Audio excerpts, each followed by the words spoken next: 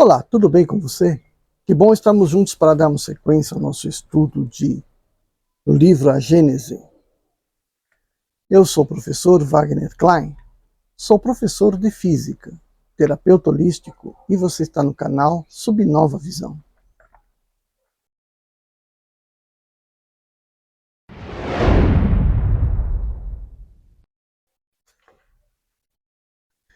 Hoje, ainda em Uranografia Geral, nós vamos para o item Os Desertos do Espaço. E na sequência, Sucessão Eterna dos Mundos. Então vamos para o parágrafo 45. Um deserto imenso, sem limites, estende-se além da aglomeração de estrelas que acabamos de falar e a envolve.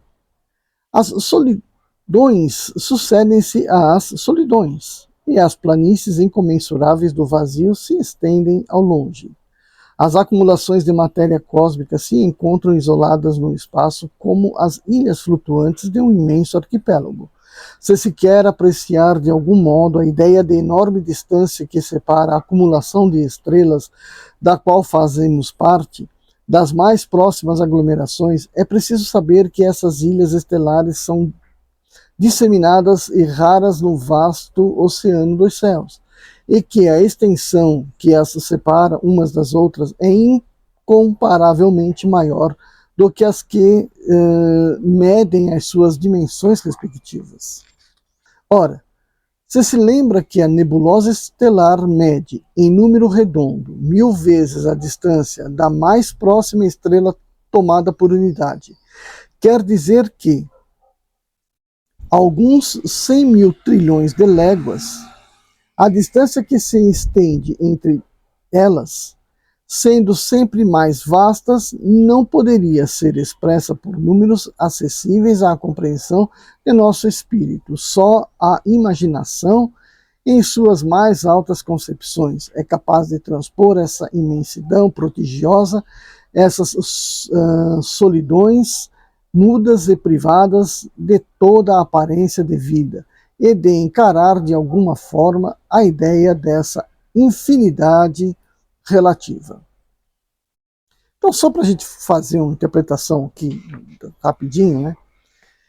Então, como os astrônomos medem as distâncias interestelares? Tem o parsec, né? Que é paralaxe por segundo da esfera, né? Da abóbora. Se você olha 2 estrelas, conforme a Terra se move, você vê uma paralaxe das posições dessa estrela. E aí a gente aproxima lá, vai aproximar não, você vai fazer uma distância dessa estrela. Mas costuma melhor se fazer com a medição de ano-luz, né? Costuma se dar essas distâncias em ano-luz. Então a gente diz aí, a Alfa Centauri está a 2 anos-luz, 2 anos e meio da Terra. Mas o que é 2 anos e meio anos-luz da Terra? Quer dizer que se estivermos nos deslocando na velocidade da luz, o que nunca será possível, demoraríamos 2 anos para chegar até ela. Se estivéssemos, obviamente, na velocidade da luz, o que não é possível, seria instantâneo, porque seríamos luz, então seria instantâneo. Mas, não sendo luz, sendo matéria, a gente não vai conseguir se deslocar nessa velocidade. Então vai ser sempre um valor menor que isso. Portanto, o tempo vai ser sempre maior do que 2 anos e meio. Okay? Se estivermos aí a 80% da velocidade da luz, o que já é impossível da gente atingir, né? A gente vai ver que a gente vai chegar lá 20, 40, em praticamente 3 anos luz, em 3 anos. Então, em vez de 2 anos luz, em 3 anos estaríamos chegando lá próximo da estrela que está da Alfa Centauri. E isso nessa velocidade. Quando que nós vamos atingir 80% da velocidade da luz? Não vou dizer nunca, porque de repente, né, acontece, mas a gente não tem tecnologia para fazer isso. Portanto, a gente não... Mas aí, então, vamos entender. Essa é a distância que estamos aí de Alpha Centauri. A sonda Voyager, na década de 70, né, 78, ela 78, 79, na década de 70, ela foi lançada no espaço. Ela foi. Hoje ela está a cerca de 40 e poucos bilhões de quilômetros da Terra. Ou seja, demorou 50 anos aí para estar a 40 bilhões de anos da Terra. 40 bilhões de quilômetros da Terra. Então ela está pertinho. Ela está pertinho em relação à distância daqui até Alpha Centauri. E já passaram 50 anos. Assim, a gente, então, tá, na velocidade de uma sonda, supondo que ela vai chegar lá, vai demorar aí, mas pelo menos uns, sei lá. Então, são distâncias extremamente gigantes entre uma estrela e outra. Ok? Isso, a Terra e Alpha Centauri. Entre a Terra e Sirius é cerca de 8 anos-luz. Então a gente está aí numa distância mais próxima também, não tão distante, né? Sirius faz parte do aglomerado, né? Daquele grande aglomerado de estrelas. Que algumas teorias diriam que todas essas estrelas do aglomerado poderiam ter surgido de uma estrela nova, mas aí já seria muita massa. Então talvez, eu na minha concepção prefiro a ideia de que a Terra e o Sistema Solar e o nosso Sol, né, e Alpha Centauri C, talvez B também, tenham sido a mesma estrela que formou. Seguindo. 46. Esse deserto celeste, entretanto, que envolve o nosso universo sideral e que parece se estender como os confins ressecados de nosso mundo astral, é abarcado pela visão e pelo poder infinito do mais alto, que, para além desses nossos céus, desenvolveu a trama de sua criação ilimitada. Então está falando simplesmente que esse deserto celeste, né, dando o nome dos desertos terrestres, né, nome de vastidão, né, sem habitação. 47. Além dessas vastas solidões, com efeito, mundos irradiam em sua magnificência, tão bem quanto nas regiões acessíveis às investigações humanas. Além desses desertos esplêndidos, oásis vagam no límpido éter e renovam incessantemente as cenas admiráveis da existência da vida. Ali se desenvolvem os agregados longínquos de substância cósmica que o olhar profundo do telescópio entrevê através das regiões transparentes de nosso céu, essas nebulosas que chamais irresolúveis, e que vos aparecem como leves nuvens de poeira branca perdida em ponto desconhecido do espaço etéreo. Ali se revelam e se desenvolvem os mundos novos, cujas condições variadas e estranhas àquelas que são inerentes ao vosso globo, lhes dão uma vida que as vossas concepções não podem imaginar, nem os vossos estudos constatar. É ali que resplende em toda a sua plenitude o poder criador, para aquele que vem de regiões ocupadas por nosso sistema. Outras leis estão em ação, cujas forças regem as manifestações da vida, e as rotas novas que observamos nessas regiões estranhas não abrem perspectivas desconhecidas. Nos abrem perspectivas desconhecidas. Só para fazer mais uma comparação, o próton dentro de um átomo, ele ocupa 1/1000 do diâmetro do átomo. 1/1000. E ali está concentrada praticamente toda a massa do átomo. Os elétrons, que cada elétron tem quase 2000 vezes menos massa do que o próton, ele está lá zanzando nesse espaço em torno do núcleo. Então, por aí a gente vê que o vazio é um elemento fundamental em todo o universo, tanto na unidade básica atômica, quanto na formação das galáxias. Sucessão eterna dos mundos. 48. Vimos que uma única lei primordial e geral foi dada ao universo para assegurar-lhe a estabilidade eterna, e que essa lei geral é perceptível pelos nossos sentidos, por várias ações particulares, que chamamos forças diretrizes da natureza.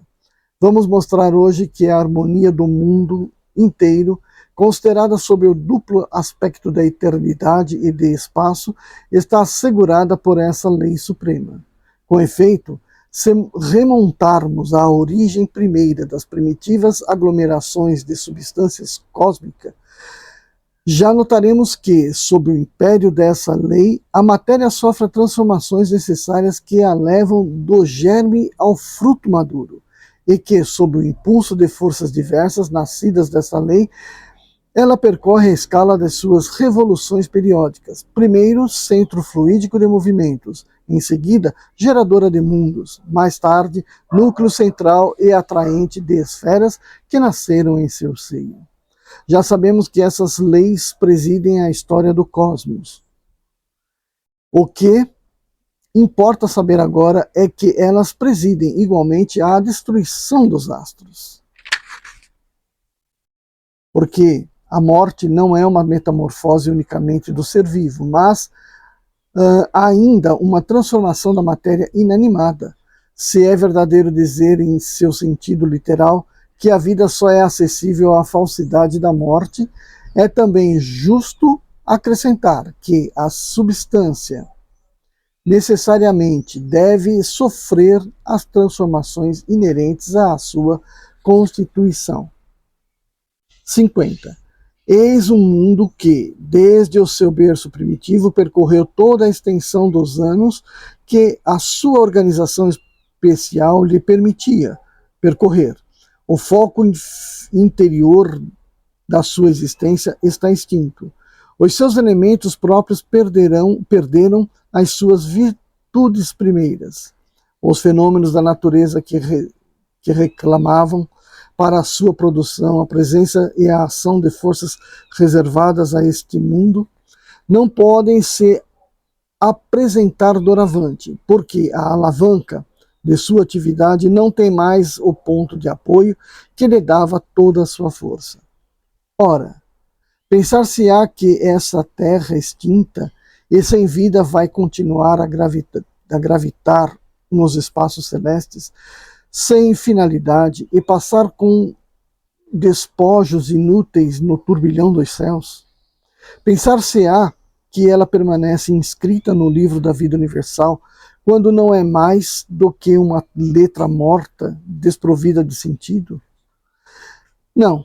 As mesmas leis que elevaram acima o caos tenebroso e que gratificaram com os esplendores da vida, as mesmas forças que governaram durante os séculos da sua adolescência, que consolidaram os seus primeiros passos na existência e que conduziram à idade madura e à velhice, vão presidir à degradação dos seus elementos constitutivos para entregá-los ao laboratório onde o poder criador extrai, sem cessar, as condições da estabilidade geral. Esses elementos vão retornar a essa massa comum do éter para se assimilarem a outros corpos ou para regenerar outros sóis. E essa morte não será um acontecimento inútil a essa terra, nem às suas irmãs. Ela renovará em outras regiões, outras criações de uma natureza diferente, e lá onde os sistemas de mundos se desvanecem, logo renascerá um novo canteiro de flores mais brilhantes e mais perfumadas. 51. Assim, a eternidade real e efetiva do universo está assegurada pelas mesmas leis que dirigem as operações do tempo. Assim, os mundos sucedem aos mundos, os sóis sucedem aos sóis, sem que o imenso mecanismo dos vastos céus seja jamais atingido em suas gigantescas atividades. Lá onde os vossos olhos admiram esplêndidas estrelas sob a abundância da noite, lá onde o vosso espírito contempla as irradiações magníficas que resplandecem sob longínquos espaços, desde há muito tempo o dedo da morte tem extinguido esses esplendores. Há longo tempo o vazio sucedeu e esses deslumbramentos e recebeu mesmo novas criações ainda desconhecidas. A imensa distância desses astros, pela luz que nos enviam, gasta milhares de anos para nos alcançar. Faz com que recebamos somente hoje os raios que nos enviaram muito tempo antes da criação da Terra e que admiraremos ainda durante milhares de anos depois de sua desaparição real. Que são os 6.000 anos da humanidade histórica diante dos períodos seculares? Segundo os vossos séculos, que são as vossas observações astronômicas diante do estado absoluto do mundo, a sombra eclipsada pelo Sol? 52.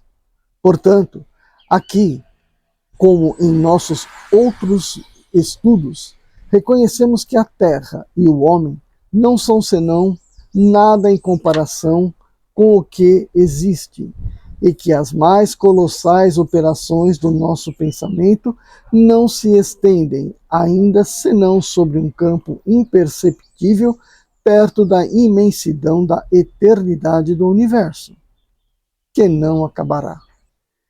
E quando esses períodos da nossa imortalidade tiverem passado sobre as nossas cabeças, quando a história atual da Terra nos aparecer como uma sombra vaporosa nos fundos das nossas recordações, que tivemos habitado durante séculos inanimados esses diversos graus de nossa hierarquia cosmológica, que os domínios, os mais distantes das idades futuras, tiverem sido percorridos por inumeráveis peregrinações, teremos diante de nós a sucessão ilimitada dos mundos e a imóvel eternidade por perspectiva. Então, muito bacana, né? Então, vamos fazer um pequeno comentário aqui. Ele cita aqui, né, a morte, né, dos mundos. Então, só para a gente pensar que no nosso sistema solar, o Sol e os planetas estão aí de 4 a 5 bilhões de anos. O Sol, 5 bilhões de anos pela comparação de hidrogênio com hélio. E aí esse hélio vai acabando, vai aumentando, aliás, esse hidrogênio vai acabando, vai aumentando o hélio, até que ele vai ter que fundir o hélio e aí ele vai se tornar uma gigante vermelha. E aí o que acontece? Ele vai expandir, engolindo as órbitas de Mercúrio, Vênus, Terra. Tá? Então vai chegar bem próximo lá de Marte. Ó, nessa explosão vai mudar todo o sistema. Porque os asteroides serão arremessados, os anéis de Saturno, de Júpiter, né, talvez até de Urano, sejam arrastados também, desfeitos. Então, o sistema solar vai ficar bastante sem graça, né? Uma estrela vermelha, né, com pouca luminosidade. Portanto, os demais planetas que já têm uma temperatura baixa vai diminuir ainda mais a sua temperatura. O céu de alguns deles, que viu um solzinho esbranquiçado, né, vai ver um solzinho avermelhado, né, pela distância. Então, enfim, esse já será um fim para o nosso sistema solar, mas ainda virá um outro, quando acabar a quantidade de hélio, e ele vai ter que colapsar, então, formando uma estrela de ferro. E aí, portanto, os mundos que estão em volta dele vão todos apagar, tudo vai apagar. Talvez eles colapsem, por conta desse colapso, eles sejam atraídos, né, não necessariamente colapsem para o núcleo, mas tudo vai ficar mais concentrado. E aí vai ser o final do nosso sistema solar. Mas o legal de tudo isso é que o nosso espírito é imortal. Nós não somos matéria. Quer dizer, somos matéria toda vez que encarnamos, né? Ficamos na matéria toda vez que encarnamos. Mas, ainda que venhamos lá no futuro, várias encarnações para frente, eu espero não, né? Mas os que estiverem aqui encarnados vendo essa situação de transformação, e vão ser varridos, né? Morre a matéria, não o espírito. O espírito é o imutável. O espírito é imortal. Isto é que é o grande segredo. Tá bom? Se você gostou dessa leitura, dá o seu like. Se você não gostou, dá o seu like também. Se você não é inscrito, se inscreva no canal para que a gente possa levar esses assuntos a mais pessoas. Ok? Vejo você no nosso próximo vídeo. Tchau, tchau.